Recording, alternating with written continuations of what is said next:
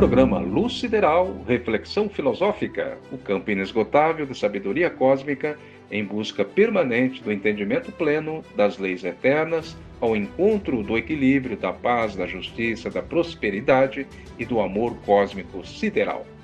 Edição de número 111, o tema Volitação do Espírito. Bom, então de volta com o nosso indispensável Luz Sideral, o pão nosso da filosofia, e já solicitando aí o seu like para incentivar aí o nosso canal, e caso não seja inscrito, clica também no inscrever-se. Pronto, Deus é mais e nada nos faltará. Vamos acreditar sempre neste poder cósmico que nos sustenta na Terra e no universo infinito. Também no céu invisível do globo terrestre, este que é o terceiro da cadeia solar, né, entre os 9 ou 8, né, porque Plutão foi rebaixado aí, mas aqui nós não o rebaixamos não, hein? Por isso continua 9 planetas no sistema solar. Mas segundo o grande brasileiro, profeta, o exímio pregador bíblico Alziro Zarur, que viveu entre nós de 1914 a 1979, afirmava que no sistema solar existem 12 planetas e não apenas 9.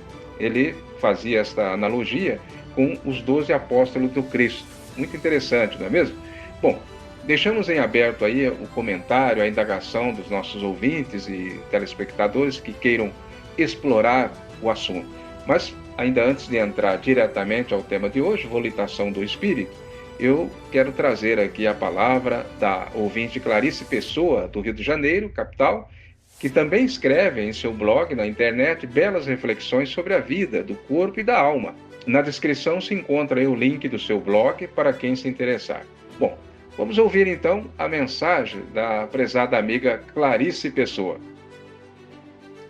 Dedico estas reflexões aos queridos irmãos do programa Luz Sideral.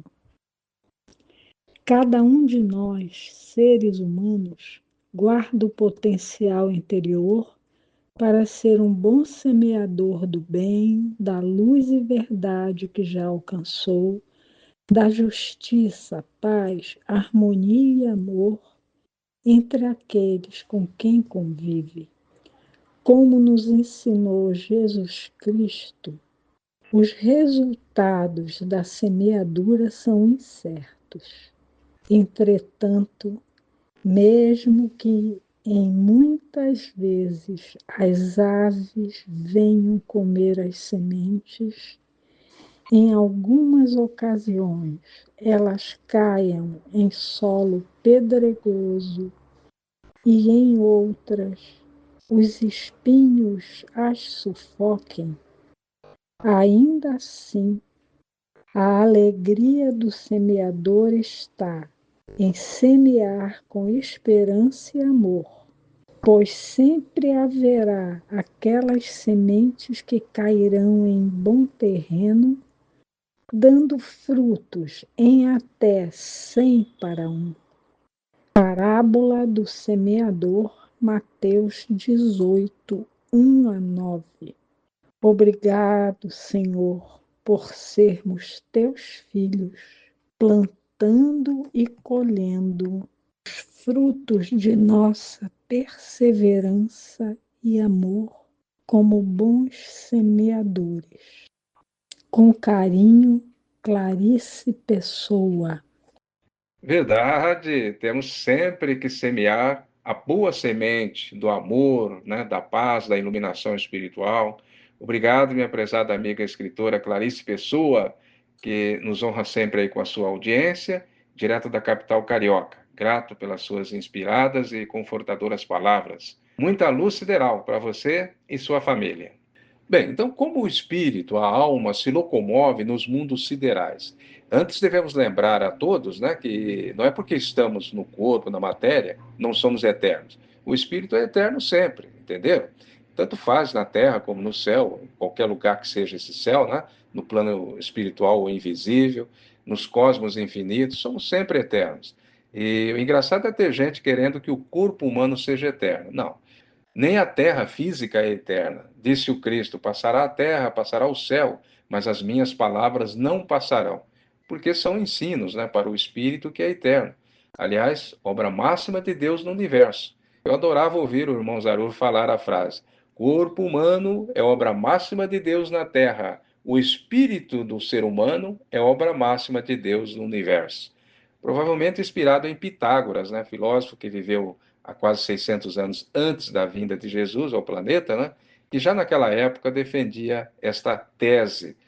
E só para enfatizar, Jesus, o Cristo planetário, retorna novamente, né, conforme prometeu. Leia o meu livro O Retorno, disponível na plataforma Amazon. Então, em poucas palavras, eu quero dizer o seguinte: o Espírito sopra onde quer. É uma frase bíblica, né? Está lá no Evangelho, segundo João, capítulo 3, para quem quiser conferir. E, sendo assim, o Espírito navega sob a égide do próprio pensamento. Disse também o divino filósofo: pois onde estiver o seu tesouro, aí também estará o seu coração. Mateus 6:21. E neste caso, qual seria o nosso tesouro maior? O próprio Espírito eterno, obra máxima de Deus no universo, não é mesmo? E onde desejar ir, ele vai, guiado pelo pensamento. E qual a dificuldade do pensamento em se deslocar no universo sideral cósmico, pelos mundos visíveis e invisíveis? Nenhuma, né? Nenhuma dificuldade.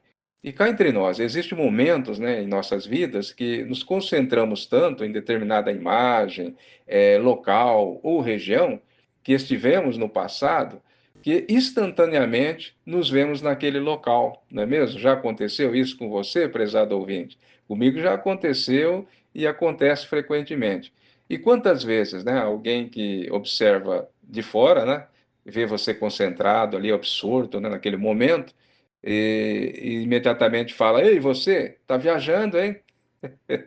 Ou seja, naquele exato momento é que o espírito se deslocou para aquele local do passado. Mas pode acontecer de ir também para o futuro, já que o espírito, quando evoluído, tem o domínio do passado ou do futuro, né? Mas está sempre no eterno presente. Mas como assim? Bom, aí temos a explicação do próprio livro sagrado, do Apocalipse de Jesus, que nos fala que João, o evangelista, foi levado em espírito para o futuro. E é o futuro que nós estamos vivendo hoje, né? O tempo que estamos agora. Porque o Apocalipse nos fala sobre o que está acontecendo hoje no mundo, né? E João descreveu, né, o que enxergou, inclusive os aviões de guerras, né, que ele chamou de gafanhotos, soltando fogo pelas suas caudas ou asas, né? Olha que fantástico. Tudo que estamos vendo hoje, João Evangelista, na Ilha de Patmos, viu há mais de 2000 anos. E muita coisa ele relatou, né? A Bíblia diz que ele foi levado em espírito. O grande matemático Alberto Einstein, né, conta que, após muitas tentativas que fez para explicar o mecanismo do universo com a sua teoria da relatividade, antes ele disse que teve um sonho, e neste sonho ele visualizou todo o universo. Que exponencial, que visão extraordinária, não é mesmo, amigo ouvinte? Então, diante desse relato de Einstein, podemos concluir que o espírito pode sim atingir esta abrangência, esta magnitude cósmica. Veja, Deus é espírito, disse o Cristo à mulher samaritana no poço de Jacó. E se nós fomos criados à imagem e semelhança de Deus, é pelo espírito que somos. Agora, olha que coisa interessante. Deus não só está, como é tudo o que existe no universo, pois tudo é gerado por esta luz universal, chamada Deus, ou fluido cósmico, a essência da vida, né, como muitos chamam também, no universo. Também denominado de monismo universal. E esse Deus está em toda parte, ao mesmo tempo, no universo. E o mesmo se dá com o Cristo planetário, que também abrange a onipresença no orbe terrestre. Todo o planeta Terra, Jesus é onipresente. E eu incluo também a Lua, que apesar de ter aí o seu próprio Cristo lunar, mas este obedece ao comando do Cristo planetário da Terra-mãe da Lua, né? E cada orbe celeste tem o seu Cristo, né? E por isso temos também o Cristo solar, o Cristo galáctico, pois tudo obedece a uma hierarquia e a uma sincronia no cosmos infinito. Bem, saí um pouco aí fora do assunto, mas de volta, então vamos aprender mais sobre como o espírito pode volitar com um jovem filósofo aí, o pesquisador dos livros filosóficos sagrados de todos os tempos, nosso amigo André Basso. O André, a volitação, né, o caminhar ou se locomover do espírito atende principalmente aí a desenvoltura a predisposição, né, de cada um em suas diferentes fases evolutivas. Como podemos entender melhor esta questão? Obrigado, André.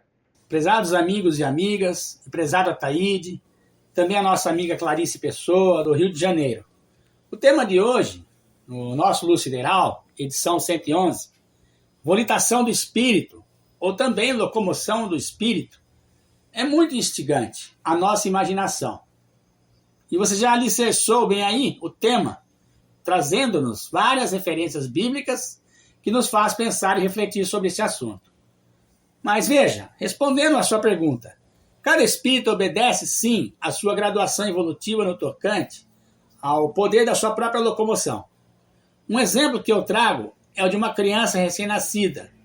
O poder de locomoção própria dela é muito nulo nos primeiros dias de vida. Não seria o de associarmos essa questão no que diz respeito à informação da instituição espírito quando está nos primeiros passos da evolução sideral? Por meio dos reinos mineral e vegetal? Sendo assim, podemos entender que, no reino animal, já se começa a dar os primeiros passos. Observa que este é o fio de Ariadne para entendermos o nascer do espírito.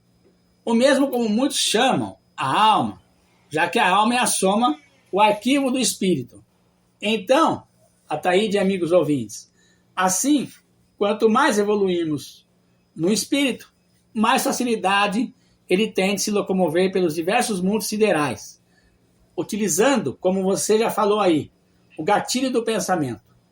E não existe distância nem condições físicas e frequências inadequadas que impeçam o espírito de estar naquele local.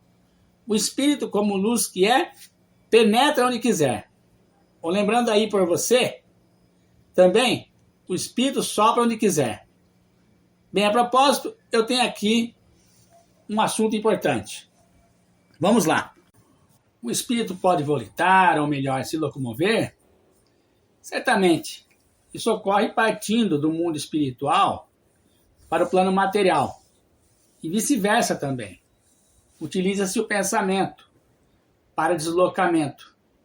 Entidades superiores, evoluídas, elas podem se deslocar rapidamente e promover visitas a qualquer localidade do planeta. Ou em outras dimensões, no mundo astral e no plano terráqueo. Estes vêm em socorro a ajudar aqueles que necessitam de seus atendimentos e até de instruções devido aos carismas desenvolvidos os mesmos. Há espíritos que não têm tais habilidades atribuídas ainda, mas poderão aprender a desenvolver com o tempo. E há espíritos, mesmo reencarnados, que conseguem se deslocar durante o sono a lugares no plano material e até nas dimensões espirituais. Isso devido à sua evolução espiritual moral. Movidos por compaixão, por amor, esses espíritos visitam amigos e também podem visitar parentes e até indivíduos que fisicamente, ou mesmo na condição de espírito, no mundo espiritual. Semelhantemente, até aqueles que não os conhecem, nesta contemporânea encarnação, mas que tiveram convivência em outras vidas, acabam por visitar, socorrer essas pessoas, por estarem vinculadas espiritualmente com as mesmas. E até possíveis inimigos do passado, ou do presente, por que não? Há uma questão em tudo isso. Somos praticamente guiados, conduzidos pelos mentores espirituais do além, do cosmos, e até por nossos guias, protetores, nossos anjos guardiães. Geralmente, quando nós estamos bem na frequência vibracional, leves, tranquilos, com o espírito em paz, fica mais fácil sermos levados por nossos guias. As localidades, os mais evoluídos vão sozinhos. Tem esse poder otorgado por conquista. Mas o oposto ocorre também, de forma negativa, pois as forças do mal também se utilizam desses mecanismos para conquistar seus interesses macabros e mesquinhos. Sequestram suas vítimas a plano astral densos, fazem lavagem cerebral nas mesmas, arquitetam tramas, sabotagens, para que ao acordarem após o sono, se desenrolem os planos das trevas.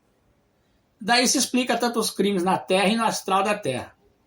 Isso devido à falta de vigilância comportamental e mental dos indivíduos, de baixa frequência vibratória, criaturas viciadas na inércia das coisas elevadas, indivíduos que não se preocupam com questões de evolução moral e espiritual. Mas nem sempre é uma regra, pois há indivíduos que são analfabetos, sem cultura intelectual e espiritual, na forma teórica, mas que já possuem essa vivência das práticas do bem em suas vidas diárias. Esses possuem uma ética retilínea, plasmada em seus espíritos. São pacíficos, voltados aos trabalhos de forma honesta, e mesmo os trabalhos mais pesados, ou de menos expressão, aqueles que vivem na roça ou em lugares mais remotos da terra. Trabalho braçal, são entidades que estão lá de forma sorrateira, camuflada. É uma espécie de reencarnação de refrega, mas que só por estarem ali já estão atuando em alta voltagem espiritual. O que prevalece, meus amigos, é a bondade e a simplicidade das pessoas, o espírito de espontaneidade para a prática do bem.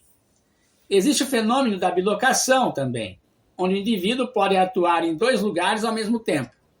Isso pode ocorrer quando estamos cochilando ou de forma consciente meditando em transe. Pode-se visitar qualquer local a prestar serviços de qualquer espécie. Somos assistidos diariamente por entidades espirituais, sob vários aspectos. Médicos, enfermeiros, corpo jurídico e espiritual, professores, artistas, músicos, cientistas, e em todos os setores de relacionamento sadio para a evolução dos seres. Mas existe a assistência do mal também, a prejudicar indivíduos ou a massa coletiva. Tudo isso por interesses mesquinhos, egoístas e até por vingança, certamente. A volitação ou a locomoção e a bilocação de espíritos são consideradas naturais ferramentas que os espíritos possuem e possam se utilizar para o progresso e bem-estar das criaturas. Mas sabemos que através da telepatia, com pensamento centralizado, pode-se ajudar indivíduos a distâncias incalculáveis. Tudo isso são ferramentas a contribuir com o progresso moral e espiritual das criaturas. Bem, vamos ficar por aqui. Para isso, é necessário cuidar de nossos 5 sentidos, através de bons pensamentos, boas palavras, bons sentimentos, principalmente boa leitura, cuidado com o que assistimos na TV, sites, filmes de terror, violência, más conversações, fofocas, maledicência, enfim, tudo que nos possa transportar para sermos arrastados pelas hordas malignas nas regiões das sombras. Por certa experiência, eu vos digo que não devemos nos preocupar em querer realizar esses voos noturnos ou diários. Se estivermos bem, isso ocorrerá naturalmente sob coordenação cósmica. Nada de teorias maquinadas, e sim de estar bem consigo mesmo, para que a vida possa fruir sob vários aspectos da fenomenologia conhecida e até desconhecida. Aliás, existe também a mediunidade de transporte, que é um fenômeno mediúnico, onde o indivíduo, com o auxílio de espíritos, é capaz de se desmaterializar em um local e se materializar em outro, ou de transportar objetos, etc. Bem, esse é um outro assunto, a tratar com mais amplitude. Para isso, existe vasta literatura para esclarecer sobre. Um abraço a todos, do Luz Sideral. Grato, André Basso. É um assunto muito complexo, né, e que não se esgota nunca, né, porque muito temos que aprender sobre o poder desta entidade chamada Espírito, que movimenta o universo e que somos todos nós. Nós, nos diferentes graus evolutivos do progresso infinito. Mas que fantástico para aqueles que já atingiram um poder de volitação em que pode regular a sua velocidade de 0 a milhões de quilômetros por segundo, ou até mesmo a instantaneidade. Já pensou estar lá num piscar de olhos? Aliás, após o retorno do Cristo, em breve, muito breve, né? Entraremos aí num campo vibracional propício para navegar pelo cosmos por meio do pensamento. Será uma prática comum ao homem do terceiro milênio, sendo o pensamento a maior rede de comunicação do universo. Bem, esperamos ter aí colaborado e aguçado, pelo menos, né, a reflexão sobre o tema volitação do espírito. Agradeço mais uma vez a você, ouvinte. Não esqueça aí de nos ajudar com seu like, comentário e inscrição. Um grande abraço, muita luz sideral e até o próximo programa.